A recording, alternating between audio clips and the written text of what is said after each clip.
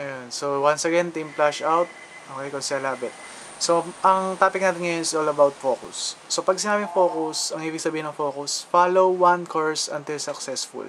So, ibig sabihin, dapat focus tayo sa isang bagay o kahit sa buhay natin, dapat focus tayo sa mga goal natin. So, ibig sabihin, pag focus, kahit anong dumating na obstacles sa dadaanan natin, wala tayong pakialam, basta makapunta tayo doon sa mga goals natin o yung mga dream natin.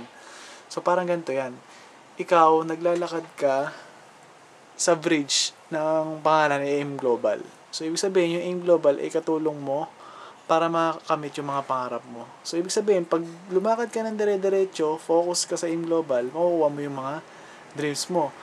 Pero kung ikaw ay nag-e-entertain ng mga ibang other company na dito ka pa dadaan sa gilid, so matatagalan kang makapunta dun sa goal mo. So, ano pinakamadali? Dumiretso ka lang dun sa goal mo, daanan mo lang yung AIM Global. So, yun. So, para rin yan sa mga yung mga nangangarera ng kabayo, no? So, yung mga nangangarera ng kabayo, may course yan.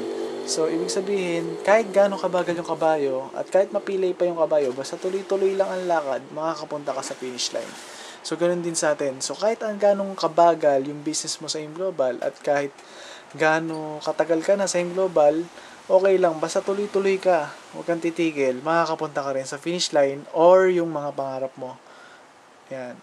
So, number 1, pag walang focus, walang mararating. So, sabi ko nga, pag wala kang focus, wala ka talaga mararating kasi you cannot serve two master at the same time. So, hindi mo magagawa ang dalawang bagay sa isang oras na sabay-sabay. Okay?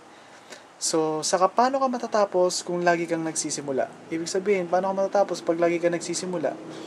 Kung palagi kang talon ng talon o lipat ng lipat ng ibang company, paano ma-reach yung mga goals mo kung palagi kang nagsisimula? Tama po ba? So, pangatlo, sino ang maniniwala sa'yo kung palipat-lipat ka ng company? So, nasan yung credibility mo? Paano maniniwala sa'yo yung mga tao? Lipat ka ng lipat. Pagkapunta mo sa isang company, lilipat ka na naman sa kabila. Kasi lipat ka na naman sa kabila. So, walang maniniwala sa'yo. Tandaan nyo, isang beses lang kayo gagawa ng pangalan sa industriya ng network marketing. So, pangalagaan nyo yung pangalan nyo. Okay? So, warning. Ito yung mga pinag-meetingan namin kagabi. So, warning. Maraming magsusulputan na scam ngayong taon na to. So, napakaganda ng mga marketing plan. Meron daw dyan, maglalabas, napakaganda, no? Flash out. Tapos meron pa, maglalabas ka ng pera. Tapos kikita yung pera mo ng 2,000 ng 2% per day. So, ibig sabihin, bumabalik na yung mga scam dati. So, mag-ingat kayo. Kailangan focus lang. So, yan. Sabi nga, super ganda yung mga dumarating na mga marketing plan. Ang karamihan dito, marami akong members na lumipat sa ibang company. So, sasabihin ko na, Vera 7.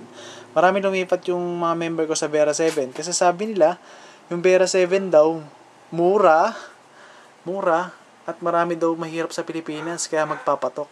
So, yun, lumipat sila. After ilang months, sarado na ang Vera 7. So, ibig sabihin, maraming mga company na magbibigay ng mga